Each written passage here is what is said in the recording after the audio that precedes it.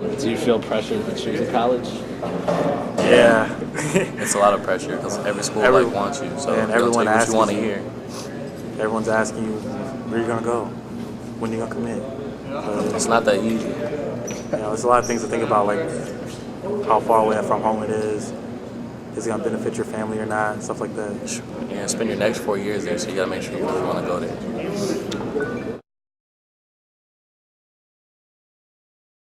Sports has become such a big cultural piece of who we are that you wonder sometimes if we're overdoing it. Mm-hmm. And you wonder sometimes if we're putting young men and women in a situation where now they have so much attention on them that it creates stresses and challenges for them, because it's a lot of people watching your every move, and you're under a microscope, and that's very difficult to do when you're only 16, 17, 18 years old. How do you feel knowing that the media is watching you, like on your every move?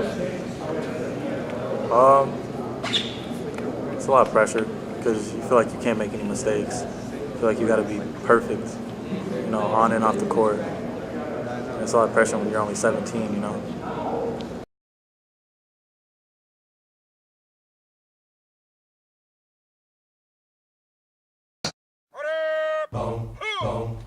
Yeah.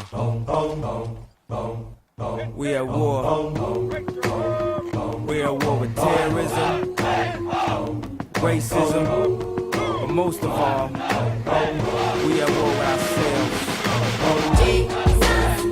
God show me the way because the devil's trying to break me down.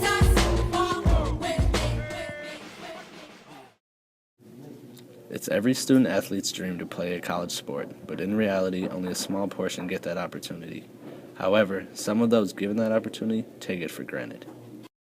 You really can't start soon enough focusing on what you need to do academically to go to college.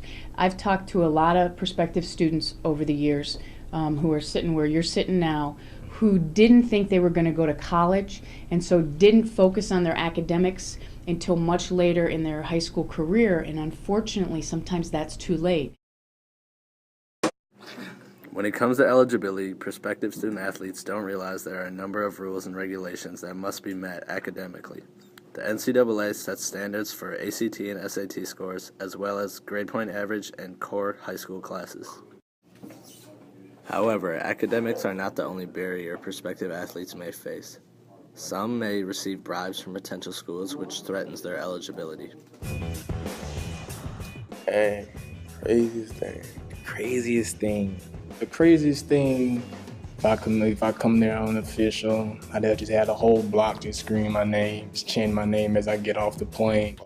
There was a doctor and he offered me money. He just showed me a really nice car and asked how much I liked it. They said if you're here, it might be here with you. Not naming any place, but definitely had 2 identical twins on my hip the whole time. That dinner with me, and then out with me the entire night.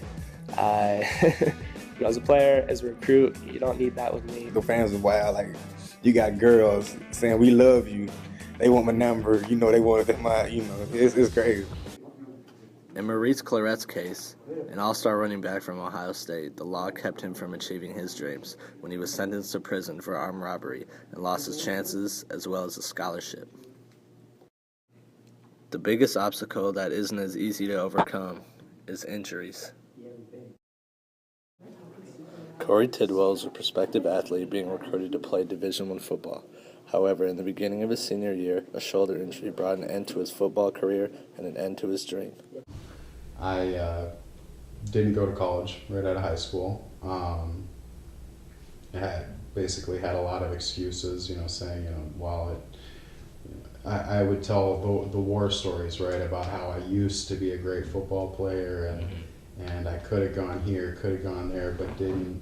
And basically just the injury and not playing football, it turned out to be kind of an excuse for a lot of things.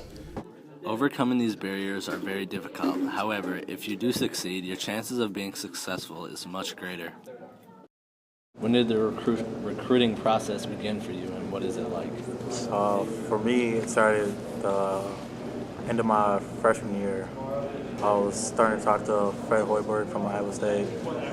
when you're that young, it's kind of overwhelming. Like, you don't really expect all the attention from college coaches, so it's kind of overwhelming. During an evaluation period, a college coach may watch college-bound student-athletes compete, visit their high schools, and write or telephone student-athletes or their parents. However, a college coach may not have face-to-face contact with college-bound student-athletes or their parents off the college's campus during an evaluation period. And Tyus Jones in Apple Valley, Minnesota. Where will you be attending school together?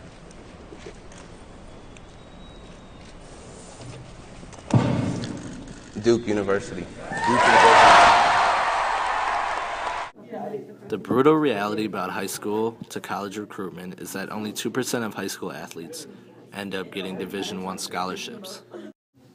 Highly recruited high school athletes can opt to sign their national letter of intent on National Signing Day with the top prospects across the nation.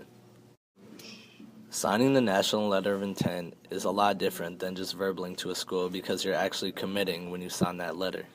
Many top recruits take their National Signing Day to the next level by even broadcasting on ESPN and other sports networks. Where are you going to be heading to school?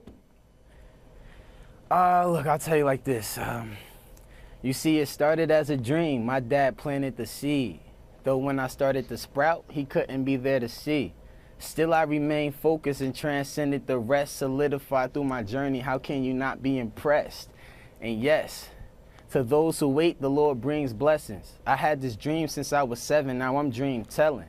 I can see you now. The fans screaming, yelling as I'm walking out that tunnel in a winged helmet. Go Blue, baby. I'm going to Michigan.